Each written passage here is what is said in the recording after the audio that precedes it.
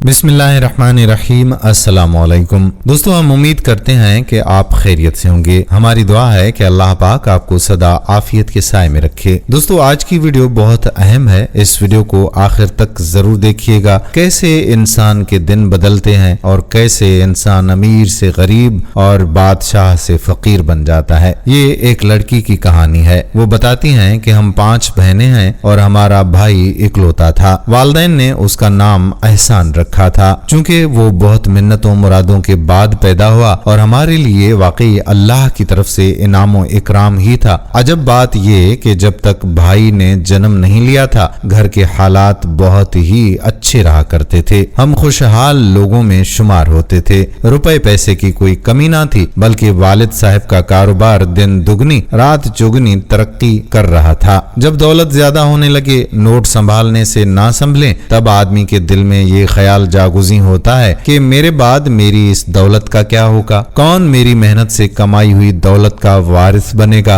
यही ख्याल हमारे अब्बू के दिल में भी था और ऐसा बस गया कि वो रात दिन औलाद नरीना के लिए तड़पते रहे और गम में घुलने लगे। जब मायूसी हद से बढ़ जाया करती है तो रहमत खुदावंदी के बादल बरसने लगते हैं। वालिद साहब की मायूसी पर अल्लाह तबारक व तआला को रहम आ गया और अल्लाह पाक ने मेरे वालिदैन को औलाद नरीना की खुशी से नवाज दिया। अब हमारे घर की खुशियां मुकम्मल हो गईं और एहसान की परवरिश बहुत नाजो नअम से घर में होने लगी। जब हमारे भाई एहसान ने 8वीं का इम्तिहान पास किया तो वालिद साहब अचानक बीमार पड़ गए। वो अब कारोबार को ज्यादा वक्त नहीं दे पाते थे, जबकि कारोबार के लिए किसी निहायत मुखलिस और दयानतदार मुआविन की बहुत अशद जरूरत थी। ऐसे में अब्बू की नजर अपने करीबी पड़ोसी अफजल पर पड़ी, जो बहुत गरीब था लेकिन दयानतदार और कई खूबियों का मालिक था, जो कि एक खानदानी आदमी में हुआ करती हैं। वालिद साहब की बीमारी का चचा अफजल ने सुना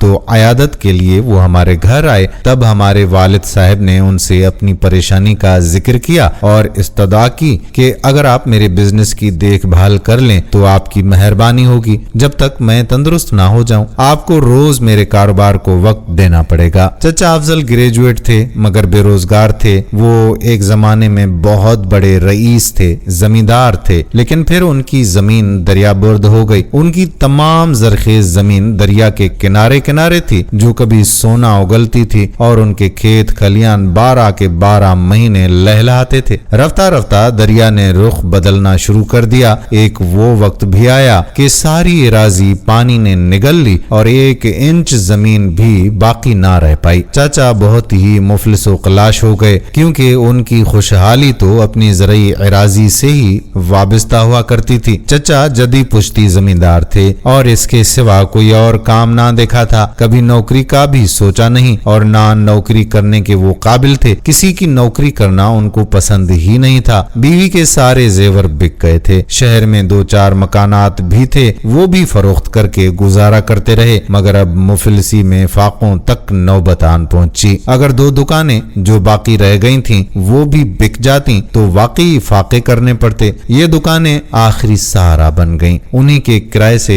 दाल रोटी चल रही थी। चचा अफजल बहुत बागैरत और खुददार आदमी थे। कभी किसी के आगे हाथ ना फैलाया। रूखी सूखी जैसी भी इज्जत के साथ गुजर बसर हो रही थी। वक्त को धकेल कर जी रहे थे। हमारे तो बिल्कुल बराबर के पड़ोसी थे, लिहाजा उनका हाल हमसे पोशीदा नहीं था। वालिद साहब के बहुत इसरार पर चचा अफजल ने उनका कारोबारी मुआविन बनने का फैसला कर ही लिया। यूं वो अब्बू की जगह उनके ऑफिस जाने लगे। गर्चे कारोबार का तजर्बा ना था, मगर अपनी फहमो फरासत से बिजनेस की डोलती नाव को संभाल लिया। वालिद साहब को कैंसर था। ये बीमारी तवील होती है। शुरू में पता ना चला, जब तक पता चला तो अब्बू को बेहद तशवीश लाहक हो गई। भाई एहसान भी एफए का तालिबे इल्म था, उसकी तालीम ही मुकम्मल ना हुई थी। भला वो क्यों कर कारोबार संभाल सकता था। वालिद साहब ने सोचा कि मेरी जिंदगी के दिन तो गिने जा चुके हैं, जो अहम फैसले करने हैं वो वक्त पर कर लूं तो अच्छा है। जाने बाद में मेरे कुंबे का क्या बनेगा। 2 बड़ी बहनों की शादियां हो चुकी थीं, वो अपने घर बार की थीं। उनसे छोटी दोनों बहनों की मंगनियां मामों के बेटों से कर दी थीं। मैं और एहसान बाकी रह गए थे। वालिद साहब को अपने कारोबार के साथ साथ हमारी भी बहुत फिक्र लाहक थी। एक रोज रोज उन्होंने फैसला किया कि वो बेटे की शादी कर दें ताकि उसका सेहरा देख लें। एहसान बाद में खुद कोशिश करके बहन का कोई अच्छा रिश्ता तलाश कर लेगा। बहुत गौर व फिक्र के बाद वो इस नतीजे पर पहुंचे कि चचा अफजल की बेटी से बेहतर और कोई भी रिश्ता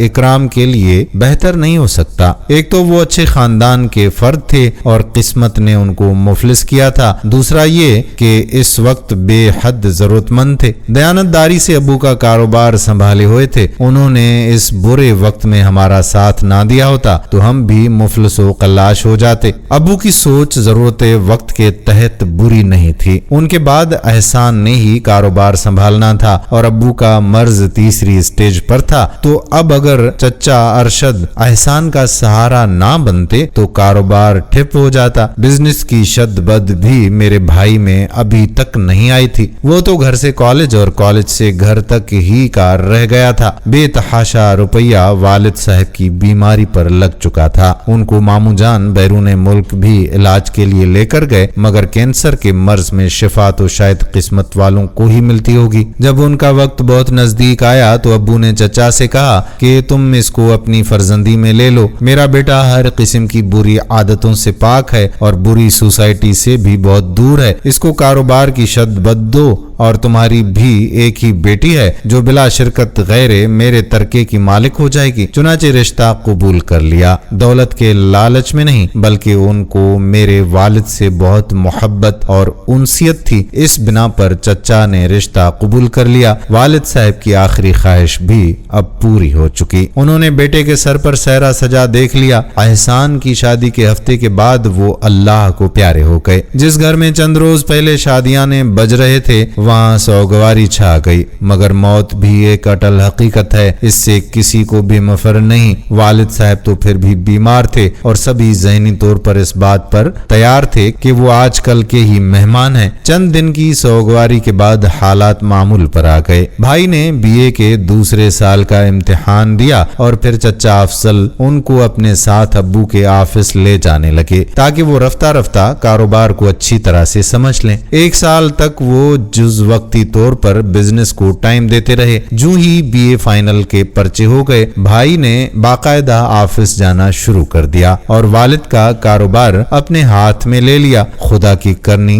के कुछ अरसे के बाद चचा अफजल बीमार पड़ गए थे। अब एहसान अकेले ही बिजनेस की देखभाल करने लगा था। वो कम उम्र और ना तजर्बेकार होने के साथ साथ बहुत ही सीधा साधा आदमी था। बाबा जान के दो मुलाजमों ने आपस में मिली भगत कर रखी थी। वो बेईमानी से बिजनेस में मफाद हासिल करने की खातिर चचा अफजल को हटाने के दर पे थे। जब वो बीमार पड़ गए और गैर हाजिर हुए तो उन दोनों को मौका ही मिल गया। इकराम को घेरा और अपना मुफाद हासिल करने लगे। लालच बुरी बला है। मेरे भाई को ज्यादा मुनाफे का लालच देकर सही डगर से हटा दिया और कारोबार को तनजुली की जानिब ले गए। यहाँ तक कि बैंकों के कर्जे चढ़ गए। बिलाखिर एक दिन ऐसा भी आया कि हमारा कारोबार दिवालिया हो गया और हम लोग मुफलिस व कल्लाश हो गए। अब बीमार चचा अफजल का आसरा ही रह गया था। वो बेचारे सफेद पोश थे, फिर भी जिस कदर उनसे हो सकता था हमारी इमदाद करते थे। एहसान ने नौकरी तलाश करने की कोशिशें शुरू कर दी। चचा की कोशिश से मेरे भाई को एक मुनासिब नौकरी मिल गई और खींच तान कर गुजारा होना शुरू हो गया। उन बुरे दिनों में हमारी भाभी आयशा ने हमारा बहुत ज्यादा साथ दिया। वो हर तरह के हालात में गुजारा करने की लचक रखती थीं। प्याज की चटनी से भी रोटी खाकर उफ तक ना करती थीं। 5 वक्त नमाज पढ़कर मुफलिसी दूर हो जाने की दुआ मांगती थीं और घर का सारा काम खुद अपने हाथों से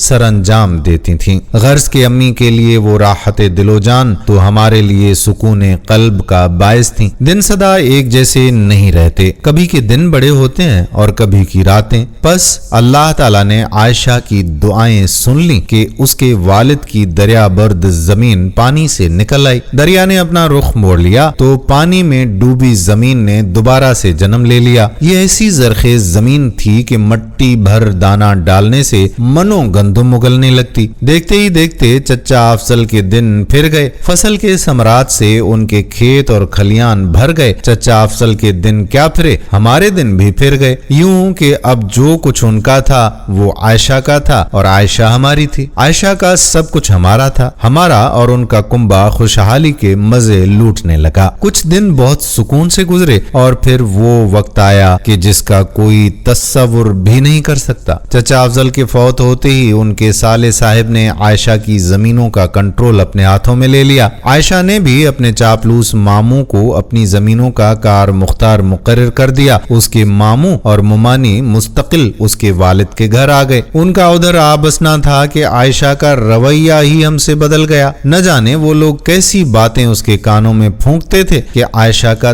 دماغ آسمان پر چڑھنے لگا۔ اب وہ ہم سے حقارت آمیز سلوک کرتی، یہاں تک کہ ساس اور شوہر کو بھی کچھ گردانتی نہیں تھی۔ وہ عائشہ جو ہماری زندگی میں نوید بہار بن کر داخل ہوئی تھی، وہ اب ہم کو گردانتی نہ تھی۔ ہم لوگ اس کو خار کی طرح کھٹکنے لگے۔ شومئی قسمت کے انہی دنوں ہمارے بھائی کی نوکری بھی جاتی رہی۔ پھر کیا تھا، عائشہ ملکہ اور ہم اس کی رعایا بن گئے تھے۔ وہ اب ہم پر ایسے حکم چلاتی جیسے کہ ہم اس کے زر خرید غلام ہوں، 2 وقت کی روٹی کے بدلے۔ مجھے اور امی کو نوکرانی بنا ڈالا تھا۔ ایک دن عائشہ نے اپنا سامان اٹھایا اور اپنے والد کے گھر چلی گئی۔ اس کے ماموں نے فصل آنے پر نیا شاندار مکان خریدا تھا۔ عائشہ اس میں سکونت پذیر ہو گئی تھی، اکرام کو بھی ساتھ لے گئی اور ہم کو ہمارے ابو کے گھر چھوڑ گئی۔ ہم کو اپنے بھائی کے چلے جانے کا دکھ تو تھا، لیکن امی کہتی تھیں کہ یہ بہتر ہوا، اب کم از کم وہ ہم پر حکم تو نہیں چلائے گی، ہم اپنے گھر سکون سے رہ سکیں گے۔ البتہ امی اور میں کبھی کبھار بھابھی کے گھر بھائی احسان سے ملنے جاتے تھے۔ تب عائشہ ہم سے سیدھے منہ بات نہ کرتی تھی، ہم کو بچہ کھچا کھانا دیتی تھی اور سروینٹ کوارٹر میں ٹھہراتی تھی۔ احسان بھائی کو برا تو لگتا تھا، مگر بیوی کے رعب سے مجبوراً چپ رہتے کہ سبھی کچھ زمین، مکان، مال و دولت تو عائشہ کا تھا۔ احسان بھائی ہم سے بس اس قدر کہتے تھے کہ میں خود ملنے آ جاؤں گا، آپ یہاں نہ آیا کریں۔ بھائی بھی بھابھی کی زمینوں کی دیکھ بھال کرتے تھے، جس کے عوض ان کو کچھ رقم عائشہ کے ماموں دیتے تھے، تو اس رقم سے وہ ہمارا خرچہ پورا کرتے تھے۔ یہ بات بھی عائشہ کو بہت کھٹکتی تھی۔ ہماری معاشی حالت اچھی نہ رہی تھی، میرے لیے اچھے رشتے نہ آتے، جو رشتے آتے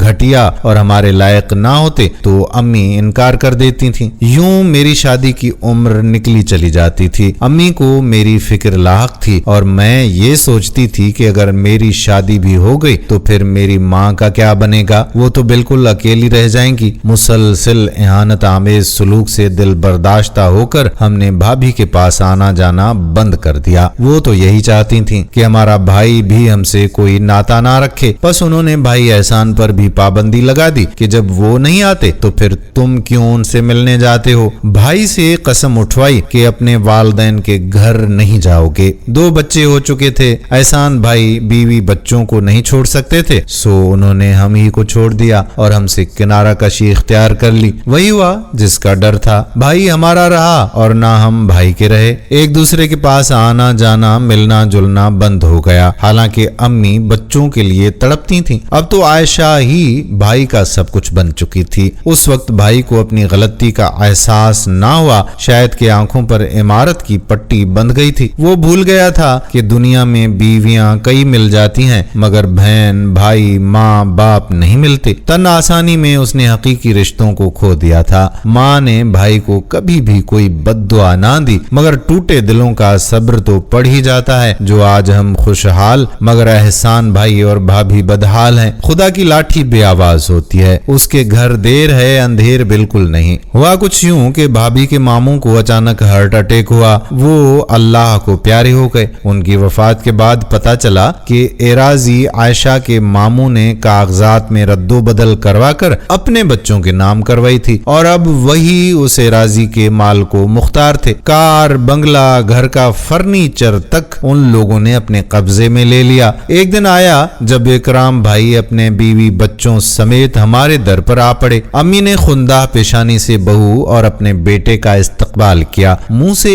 ایک لفظ بھی نہ کہا۔ میں نے ایک اسکول میں بطور ٹیچر ملازمت اختیار کی ہوئی تھی، اور پھر میری شادی میری کلیگ کے توسط سے ایک خوشحال زمیندار گھرانے میں ہو گئی تھی۔ میرے پاس کسی شے کی کوئی کمی نہ تھی۔ والدہ کی بھی میرے شوہر دیکھ بھال کرتے تھے۔ جس گھر میں میری والدہ اقامت پذیر تھیں وہ ہمارے والد صاحب کا تھا، لہٰذا اس پر हमारे भाई का भी हक था। वो अपने बीवी बच्चों के हमराह उसी साइबान तले आ गए। मेरे शोहर असर और रसूख वाले आदमी थे। उन्होंने इकराम को एक बैंक में अच्छी मुलाजमत भी दिलवा दी। यूं उनका गुजारा बेहतर हो गया। अब भाई और भाभी को अकल आई कि दौलत ही सब कुछ नहीं होती, असल कीमती असासा तो हकीकी रिश्ते हुआ करते हैं। आयशा ने अम्मी से माफी मांगी और पहले की तरह उनकी खिदमत करने लगी। कहती थी कि आपकी दुआओं से खुदा ने हमको तवंगर बना दिया था और जब हमने आपकी तौहीन की तो अल्लाह ताला ने सब दौलत और सरवत हमसे वापस ले ली। अब तो वो जमीन जो मामूजादों ने हमसे छीनी थी वो भी उनके पास ना रही। दरिया ने फिर से उसे आगे बढ़कर अपने वजूद में समो लिया। दरिया के किनारे जो जमीनें हुआ करती हैं वो बेहद जरखेज तो होती ही हैं, मगर उनकी बका का इन्हिसार दरिया की वसात और उसके बदलते मिजाज पर हुआ करता है। जब दरियाओं में सैलाब आ जाते हैं या ज्यादा पानी की वजह से बड़ी छालें आती हैं तो वहां बनी हुई बस्तियों और खड़ी फसलों के नामो निशान तक बाकी नहीं रहते। और यही रंग जमाने का है कि आज कोई तवंगर है तो कल वो मुफलिस हो जाता है, आज कोई उरूज पर है तो कल खाक से मिलकर खाक हो जाना उसका मुकद्दर बन जाता है। बस यही कानून कुदरत है। बाकी दायमो कायम तो सिर्फ और सिर्फ अल्लाह की जात है जो हमेशा से है और हमेशा बाकी रहेगी। इसलिए जिंदगी में कभी भी अपनी दौलत पर या जमीनो जायदाद पर घमंड कभी ना करें, क्योंकि शाह से गदा बनते देर नहीं लगती। ये मेरे रब के फैसले हैं। कितने ही अमीर बन जाएं, चाहे कितनी ही दौलत आपके हाथ आ जाए, लेकिन याद रखें कि रिश्तों को कभी ना भुलाइएगा। ये आपके अपने ही होते हैं जो आपका साथ हर वक्त देते हैं। दौलत, रुपया, पैसा, जमीन, ये सब चीजें आनी जानी हैं। रिश्तों की कदर कीजिए। माँ बाप की इज्जत और कदर उनके मकाम के मुताबिक कीजिए। बीवी की कदर उसके मकाम के मुताबिक करें। ऐसा नहीं है कि माँ बाप की खातिर अपनी बीवी को छोड़ दें या बीवी की खातिर माँ बाप को ही छोड़ दें। दोस्तों, हम उम्मीद करते हैं कि आपको ये वीडियो पसंद आई होगी। कैसी लगी आज की हमारी ये कहानी कमेंट सेक्शन में जरूर बताइएगा। अगर अच्छी लगी है तो अपने दोस्तों अहबाब के साथ इस वीडियो को शेयर जरूर कीजिएगा।